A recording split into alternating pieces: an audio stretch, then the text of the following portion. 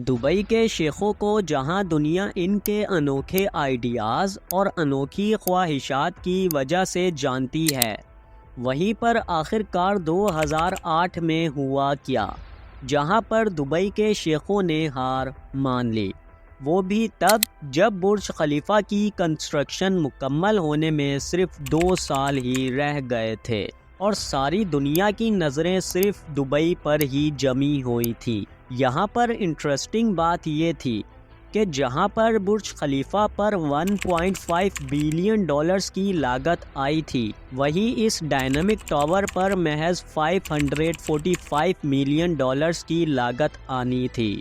آخر کیوں اس قدر پیسہ ہونے کے باوجود دبئی نے اس پروجیکٹ کو کینسل کر دیا، جہاں سے وہ کھربوں ڈالرز بھی کما سکتا تھا؟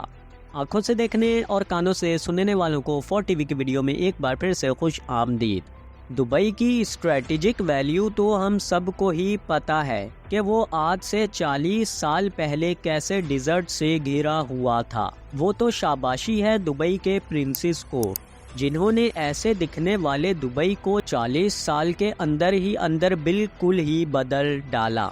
1970 میں جب UAE میں موجود دبئی کے پاس پینے کا اپنا پانی بھی نہیں ہوتا تھا، وہیں دبئی نے 2021 میں 407 بلین ڈالرز اور 2023 میں تو 467 بلین ڈالرز کما لیے ہیں، وہ بھی صرف ٹورزم کے دم پر۔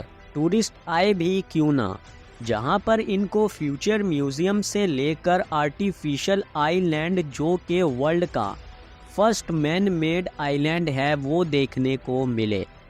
2004 میں جب دبئی نے دنیا کی سب سے اونچی اسکائی اسکریپر بنانے کا سوچا، تو اس کے 4 سال بعد ہی دبئی کے پرائم منسٹر مکتوم بن راشد ال مکتوم کے سامنے ڈیوڈ فشر، جن کا تعلق لندن سے تھا اور جن کے پاس پوری کی پوری ڈائنامک آرکیٹیکچر گروپ کی کمپنی بھی تھی۔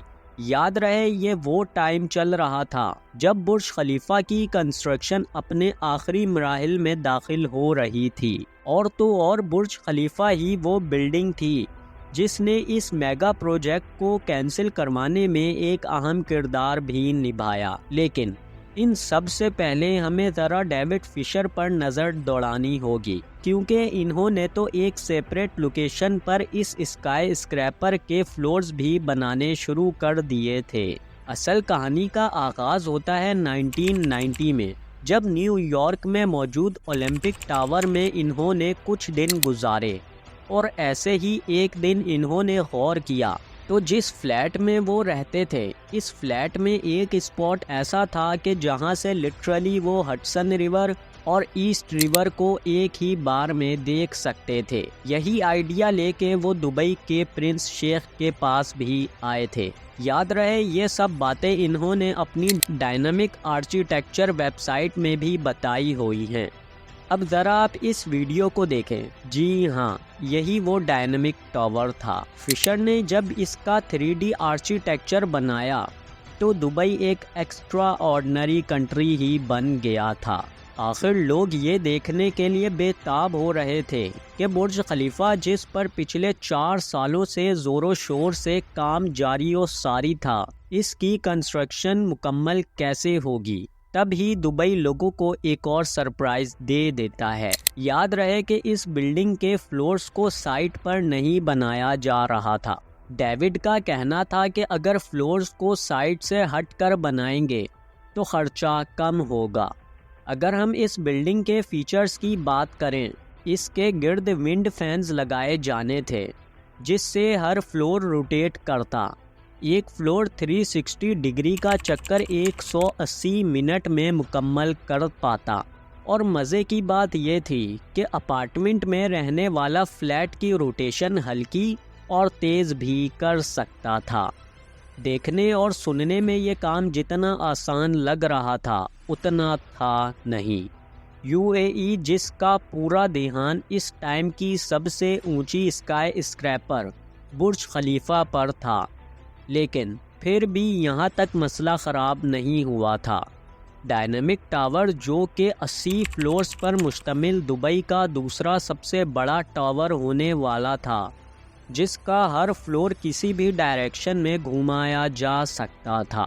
اگست 2009 سے مسئلے خراب ہوتے چلے گئے۔ یہاں پر برج خلیفہ اپنے آخری فیزز میں داخل ہو رہی تھی۔ وہاں فشر سے پروجیکٹ چھوٹا چلا جا رہا تھا۔